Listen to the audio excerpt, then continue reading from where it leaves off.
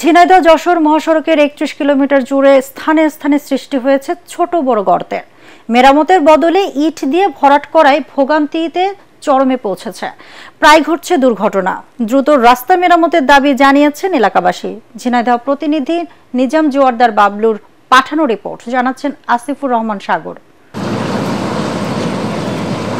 ইট বিছানো পথ দেখে মনে হবে এটা কোনো ইউনিয়ন পরিষদের রাস্তা, কিন্তু না, এটা ঝিনাইদহ যশোর আঞ্চলিক মহাসড়কের চিত্র।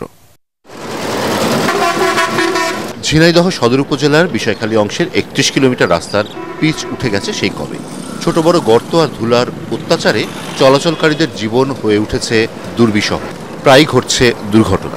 আমাদের এই বিশ্ব রোডে জীবনে কোনদিন আমরা সলিং দেখিনি। এই সলিং হওয়ার কারণে প্রতিদিন প্রায় অ্যাক্সিডেন্ট হওয়ার তালে আছে। রাস্তা ভাঙে চুরে নষ্ট হয়ে গেছে, রাস্তায় চলাচলের অনুপযোগী। রাস্তার দুর্ভোগের কারণে, ভাঙাচুরের কারণে গাড়ি ক্ষয়ক্ষতি হচ্ছে, এতে আরো মানুষের যানজট বাড়ছে। আমাদের গাড়ির পাতি ভেঙে গেল রাস্তা আর কি, মানে কয়েকদিন আগে আমার 5টা পাতি ভেঙেছে। চলাচলের জন্য মাঝে মাঝে দায়সারা মেরামত করা হলেও তা কোনো কাজে আসছে না। অতিরিক্ত ধুলার কারণে অসুস্থ হয়ে পড়ছেন যানবাহনের যাত্রী ও সড়কের দুপারের বাসিন্দারা। এখানে আমরা 4 দোকানে বসতে পারিনি, ধুলো বালির জন্য ব্যয় আমারও বেশি হচ্ছে। ডাক্তারের কাছে যাচ্ছিলাম, সে মাজায় এমন লাগালে এগুলো আর একটা গাড়ি সামনেতে উল্টেই গেল। আমরা চাই দ্রুত ঝিনাইদহ থেকে যশোর পর্যন্ত রাস্তাটা তাড়াতাড়ি মেরামত করা হয়। মহাসড়কটি সড়ক ও জনপথ বিভাগের হলেও ঝিনাইদহ যশোর মহাসড়ক 6 লেনে উন্নীতকরণে কাজ করছে উই কেয়ার প্রকল্প। চলাচল স্বাভাবিক করতে আরও মাসখানেক সময় লাগতে পারে বলে জানালেন প্রকল্প কর্মকর্তা। আমাদের এখানে মূলত 3 ধরনের স্পট আছে।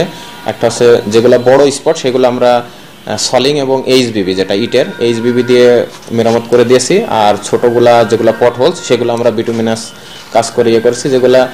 আর এখন হচ্ছে বাকিগুলা চলমান আছে। তা আমার ধারণা হয়তো 1 থেকে 1.5 মাসের ভিতরে এটা মোটামুটি রাস্তাটা একদম ভালো পর্যায়ে চলে আসবে। মানুষের জীবনের এই ভোগান্তি দূর করতে সড়ক দ্রুত মেরামতের দাবি এলাকাবাসীর। Bureau report, ATN Bangla.